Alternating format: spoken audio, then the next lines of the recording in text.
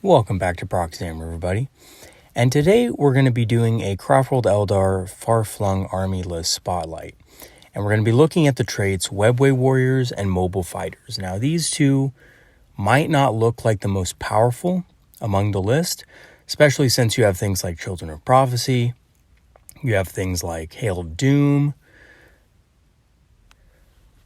Masters of Concealment, Warding Runes, etc. You have a lot of powerful traits on there. So these don't really go noticed because they're only really one use a game abilities, right? Webway Warriors only being able to be used once really, and Mobile Fighters only being able to use very few times. But when used in combination, they actually have a really special synergy with Falcons that I want to go into with you guys. So what we're going to be doing in this video is we're going to be doing a review of the Mobile Fighters and Webway Warriors Flung Craftworld traits. We're going to review them. We're also going to be going over the idea of how this list works. And we're going to be taking a look at the army list itself, and we're going to be breaking down all the units and roles in the list. We're going to be looking at the list strengths and weaknesses. And lastly, we're going to be giving an example of how this list should ideally work. So jumping right into it, we have the Mobile Fighters trait. Each time a model with this attribute makes an attack, if that model disembarked from a transport this turn, add 1 to the attack's wound roll. So this works for all shooting and close combat attacks. So if you have a unit that does both, like for example, Howling Banshees or Striking Scorpions, they're getting +1 to wound for all of their attacks that turn. So that's pretty powerful, especially since a lot of the units that are coming out are tough. Things like demons, right? The new Demon Codex is chock full of tough units that are at least toughness 5, if not toughness 4. And that's going to be really hard to deal with for a lot of our units without a little bit of help. So Mobile Fighters helps things like Dire Avengers and Striking Scorpions hit a little bit harder. It's also a pretty good buff for Fire Dragons trying to get an Alpha Strike, because the thing is that a lot of tanks also got a buff to their durability. We have Toughness 9 Land Raiders, we have Toughness 8 vehicles as well. So Fire Dragons are going to benefit from this also. Then we have Webway Warriors, which basically is when units come from reserve as reinforcements. When they're set up on the battlefield for the first time, so that means you can't really use this with flyers to go in and out of reserve, unfortunately. You basically get an additional hit for every roll of a 6 to hit that you score. So it's essentially just like the Vengeful trait or something like that, right? You get additional hits. So this works for both shooting and close combat, and you can do it in the same turn. So this is actually pretty good with things like Shining Spears, believe it or not, because they can utilize both from reserve. This particular list doesn't have Shining Spears, but works good for them. It also works good for a plethora of our units because, again, they all have pistols, so they can all make shooting attacks. And it works extremely well for units with a lot of volume of fire. Things like Swooping Hawks, Dire Avengers, Striking Scorpions, all have a lot of attacks that they can utilize, and this will magnify those amount of attacks by a significant amount. But what is the idea behind this list? Because these two traits are powerful, but they really only are used one turn. So the idea behind this list is this. This list utilizes a combo of Mobile Fighters and Webway Warriors with Cloud Striking Falcons to pour tons of damage into enemy forces. Yes, if you are using a Falcon's Cloud Strike, you get both the benefit of Webway Warriors and Mobile Fighters in the same turn, because not only do you count as reinforcements, but you also count as disembarking from a transport. So you get both.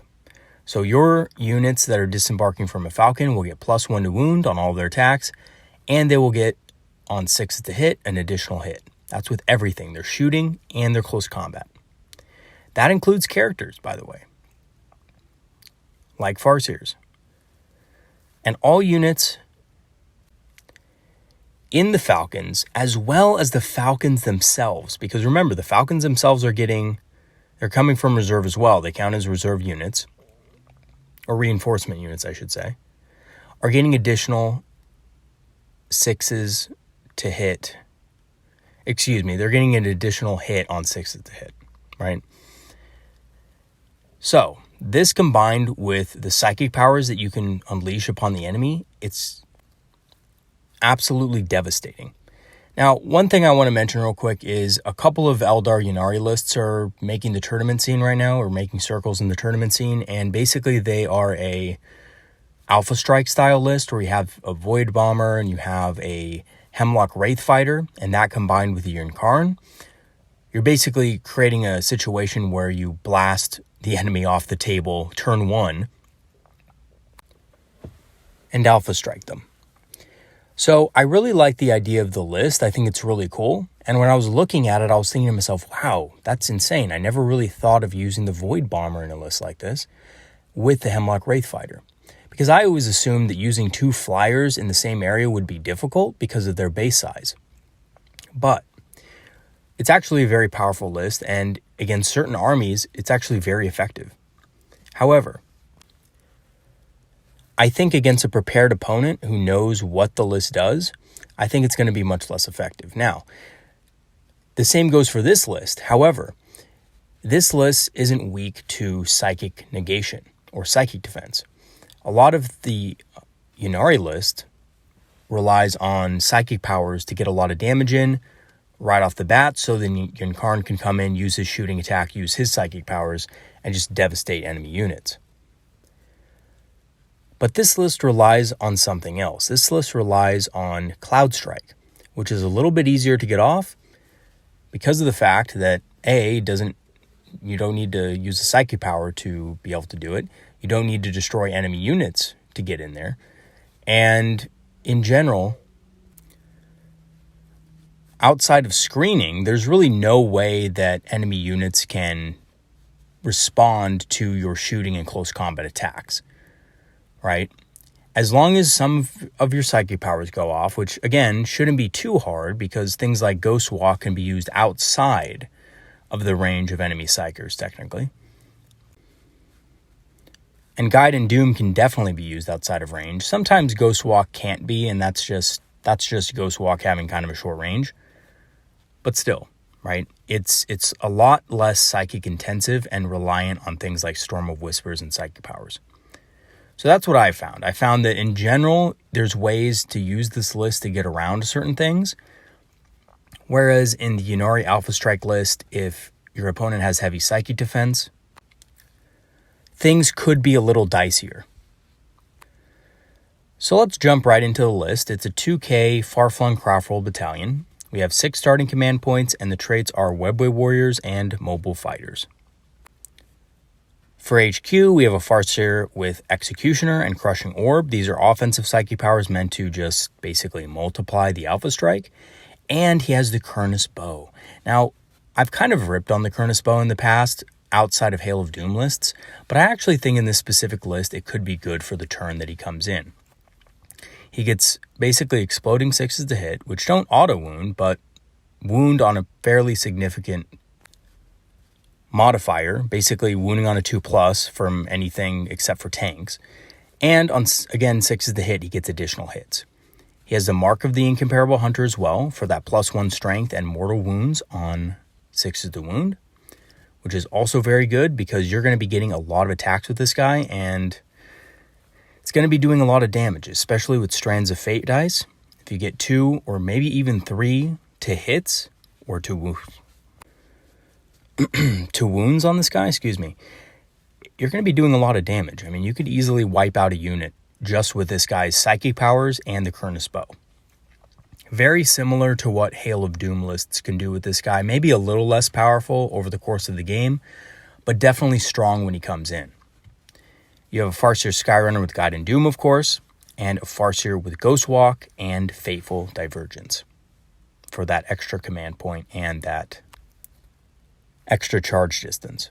So the 2 Farseers on foot are in the Falcons with your units. The Farseer Skyrunner has to be deployed on the battlefield to, basically observe and follow the reinforcement rules, which means no more than half of your units can actually start in reserve. Now, that doesn't account for Phantasm. Phantasm overrules this, but you do need to follow these rules before you use the Phantasm ability. For troops, we have 3 Rangers. So pretty standard here. These Rangers are just kind of used for objectives and screening in the first few turns. So, yeah. They're Rangers, what can I say? You know, they're used for objectives. We all know and love them. They're basically just there to score you victory points and screen for you. And to start off our elite section, we have 2 Warlock Skyrunners, both on the battlefield. They both have Psychic powers Conceal and Reveal and Protect and Jinx. This is to enhance the Alpha Strike turn 1. Reveal is going to negate cover saves for units, and Jinx is going to basically negate some armor. So you're not going to really use these for the Conceal and Protect aspect, although I guess they could be useful later in the game. But you're mostly going to be using these to multiply the damage of your units. For the rest of the elite section, it is stacked. We have 5 Fire Dragons in a Falcon. Exarch has Blazing Fury for that extra range. This is key because a lot of people might say, well, you don't really need Blazing Fury on Fire Dragons, but when enemies are savvy to deep striking, they're going to try to screen out their tanks. So you need to find a way to get that little bit of extra range. And what I have found is that having Blazing Fury on your Fire Dragon unit is actually very important for using Cloud Strike, because it gives you that little bit of extra range needed to be able to hit a tank when you come down from reserve. Turn 1. We have 5 Dire Avengers. Exarch has additional Avenger Shuriken Catapult, and that's it. Base squad in the Falcon. We have 5 Howling Banshees. The Exarch, of course, has Mirror Swords, Piercing Strike, and the Crone Scream. Now, the Crone Scream, again, is not the best relic, in my opinion, but it does add a little bit of extra damage. And for this type of list, we are trying to squeeze in as much damage in that first turn as possible, so Crone Scream is a decent choice. 10 Dire Avengers. Exarch has additional Avenger Shuriken Catapult and the Stand Firm ability. These guys are going to be normally either one or two things. If you get first turn, they're going to be deployed on the battlefield. They're going to advance up to try to shoot an enemy unit.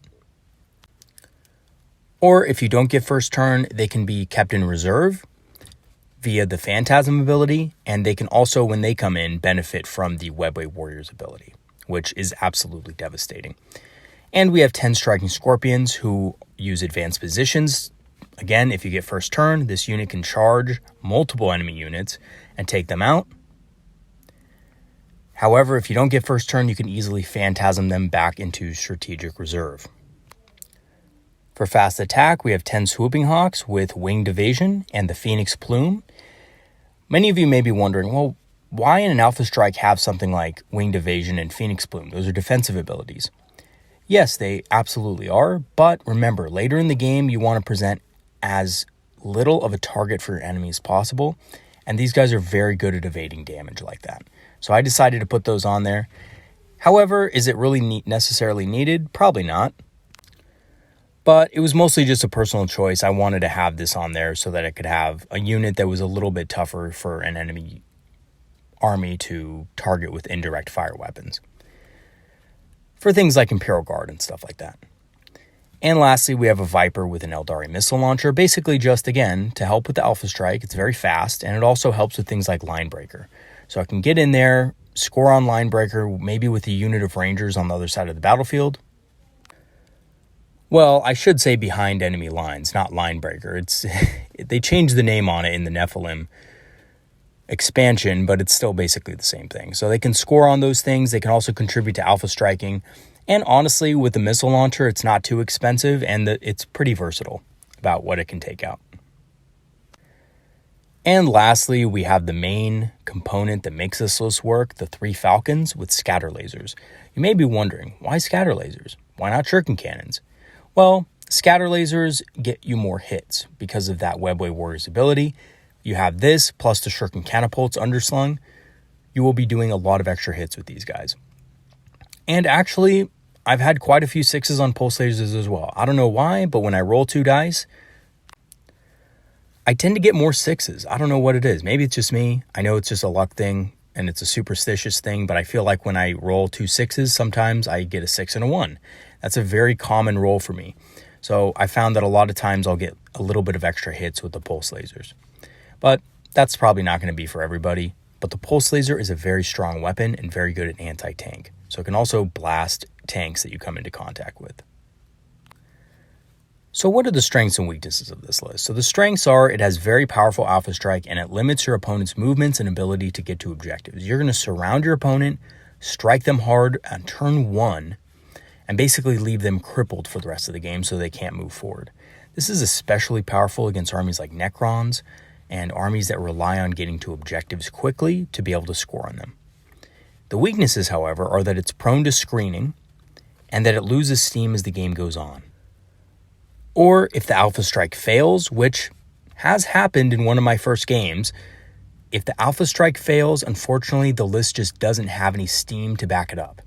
So you really have to be cognizant of if the Alpha Strike can work, you have to know how much damage your units are capable of, and you definitely have to think twice before coming into a situation that you're not prepared for. Let's just put it that way. So I told you guys I'd give you a few examples of how this would work. So basically it would work like this, right? Now, we have our ranger units in the ruins and in the middle of the battlefield. They're marked with little R's if you can see them. And on the right-hand side, we have our cloud striking falcons. So they're coming down. Those green arrows represent what they're attacking. We have striking scorpions that are in the ruins that had moved up previously. So they didn't just deploy there. They moved up from there because if they get turn 1, they can still move. And we have all of our other units on the right side of the battlefield. Our 3 falcons, our howling banshees, our dire avengers, our fire dragons are all shooting into enemy units. And typically you will have the ability. Now this example, by the way, was against a Ultramarines player that I frequently play against. Most of my examples are against this guy because simply it's just easy to kind of draw and record the position of his units. But this could be any army, right? And I've played other games against other types of players with different armies. Chaos Space Marines I recently played against, and it was the same kind of thing, right? It was a very similar deal. So you attack, and ideally, you're going to be killing the whole right flank of the enemy army, which I did in this game. This is an actually real game that happened. This is from memory, and basically his entire right flank collapsed. And if you notice, he did actually try to screen by putting units in front as far as he could on the deployment zone on the left-hand side of the board to basically screen for his tanks and his eradicators. But unfortunately, it just wasn't enough. I had the range on him. Ausspec scan really only has a 12-inch range, and the units that he had really weren't in a position to do much damage anyway. So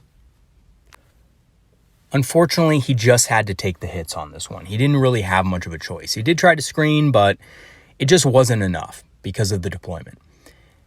Now, in full disclosure, he did have some reserve elements himself. He had a couple units of Terminators in reserve, but by the time they were able to come in on turn 2, his army was just ravaged. There was nothing left, really. So, unfortunately for him, the Terminators ended up not doing a lot. But this is the idea of the list, to alpha strike somebody so hard that they can't really return from it, and from then on you basically have full control of the board. You can score on secondaries freely, you can score on objectives, and you don't really need to worry, and you could just rack up the points. I think I scored close to 90 points this game. It was really almost a full scoring situation. So, I mean, to be honest with you guys, it was pretty bad. However, I'm not saying that there's not ways to deal with this type of list. I'm just saying that if it gets first turn and the mission allows advanced deployment units, or I should say advanced position units, your enemy army is going to be in real trouble. Especially if they don't have any anti-deep strike defense, it's going to be really hard for them to actually counter this kind of thing. Now, just in full disclosure, we did play several games with this over the course of the last 3 or so weeks. This was another game that I had which I didn't get first turn. So this was a game that he was excited to get first turn, but he was still a little apprehensive. He used the same army list. This is a list that he's been using for a while to practice, going to a tournament with. So we ended up playing another game. I went second, and this is how this game went. And basically, instead of using the Scorpions and the Dire Avengers and the Swooping Hawks, on the battlefield to help with Alpha Strike, I put them back in reserve with Phantasm, and on turn 2, I basically did the same thing to him. I surrounded his left flank and destroyed it with the Falcons, and because I had additional units, I was able to bring those to the other side of the battlefield to do significantly heavy damage to the right side. Now, in the first couple turns of the game, my Rangers did die. Almost all of them in the ruins were dead. And I only had one unit left. I really wasn't able to score on scout the enemy or things like that. So I was a little bit at this point down in objective control. However, after this turn, it was easy to come back from it. I started scoring on my secondaries. It was very simple, and he didn't have a lot of options. Basically, everything was destroyed. Now, the one mistake I did make was on the right-hand flank, I had a unit of Scorpions come in and shoot their pistols. That unit of infantry that you see there on the right that got shot by the Swooping Hawks and the Striking Scorpions a little bit, they died. I was not able to charge in, and my Striking Scorpions just sat there like a bunch of idiots. So that's the one thing that I did wrong, I think. I think I should have redeployed them differently. The Dire Avengers farther up basically just shot at his Eradicators outside of the range that he could use Auspex scan, and they were destroyed pretty easily. However, he had a Dreadnought there that proceeded to do some heavy damage to my Striking Scorpions. But, the Striking Scorpions are really the only thing in this game that didn't really make up their points value, and that was because of a misplay on my part. But in essence, even getting turn 2 with this kind of army can be absolutely devastating because everything can come in at once. And no matter what your opponent does, they really just either have to take it unless they have some sort of heavy anti-deep strike ability. And even if they do have something like an Auspex scan stratagem, they can only use it once. And it can only be on units that are really good at shooting. Because if you have a regular unit of Space Marines, in this case, he had some Primaris Marines, honestly, they just really don't do enough damage in most cases to, make those command points worth it, essentially. And as I've been playing this list over the last 3 weeks, and as I've been seeing in the tournament scene, and some of my subscribers even telling me that Alpha Strike lists are giving them a lot of trouble, I'm beginning to see sort of a trend in the type of list that people run. And I'm honestly thinking that that type of list is probably going to get nerfed soon. I'm just thinking that there's a real lack of counterplay in most of these cases, where if you don't take a specific kind of army against this type of list, you're just not going to do well. And, my buddy here, bless his heart, honestly, has a pretty good list practicing for a tournament, and he just didn't do well against it. He really had no tools against it. He tried screening to the best of his abilities, but it just wasn't enough, and there was always a way to get around it.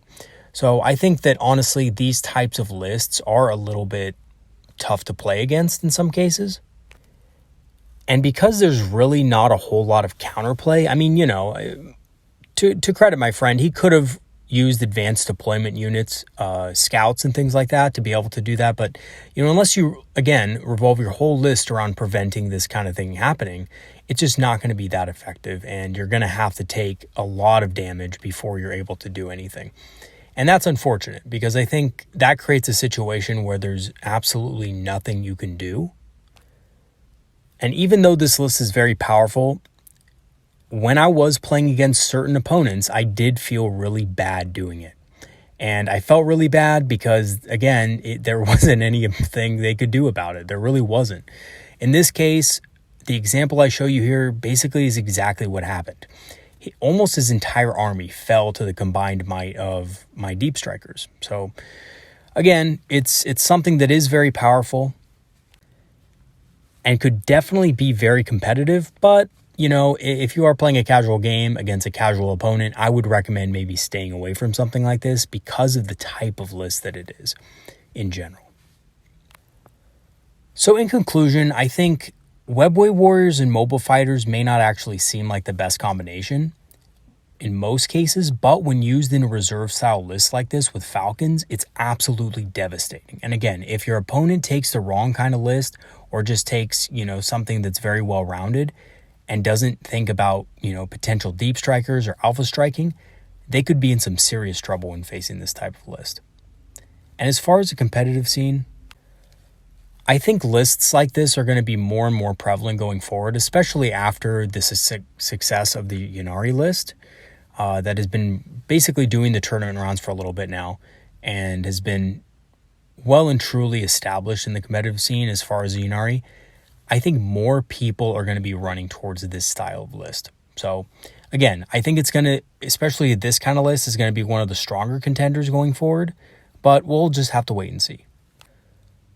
I don't really think this is on people's radar that much because it is a far-flung Craftworld combination. It is a little bit obscure, and it only works if, you use them in combination. So that kind of makes sense. But again, I think it does have the potential to be really strong. So if you guys are interested in running a list like this with Craftworld Eldar and not going the Ynnari route, I suggest taking Mobile Fighters and Webway Warriors and seeing how that works for you. And the other cool thing about this type of list is that as long as you use reserve units, a lot of these units that I'm using could be easily switched out for other things and still basically maintain the same feel. And that's a little bit different than the Ynnari list because the Ynnari list really needs the Yncarne, it needs a Hemlock Wraith Fighter, and it needs a Void Raven Bomber among all the Psykers that they're using as well. It really does need those elements, and in my opinion, there's few things outside of that can be switched out and it still be effective. So there are a couple things in that list that you could kind of trade out, but there's not a lot. Versus something like this, almost every single unit is tradable. So if you didn't want to go with Fire Dragons, if you wanted to go with more Dire Avengers or more Howling Banshees, you could certainly do that, although you are limited to how many Ghost Walks you can use, so do be careful about that. Some of your rolls might need to be a little bit high if you plan on going in with the Strands of Fate or something like that. So just keep that in mind, but there's a lot of things you can change out in this list and it'd be just as effective as long as you are either A, coming out of reserve, or B, coming out of transport. You're going to be having a lot of devastating Alpha Strike potential. All right, everybody, that's going to be it for today's video. I'll see you guys next time, and as always, go ahead and leave a comment in the comment section about what you think, or if you have any general questions or concerns, let me know. I'd be happy to get back to you on them. All right, everybody. Peace out. I'll see you guys later. Have a good one.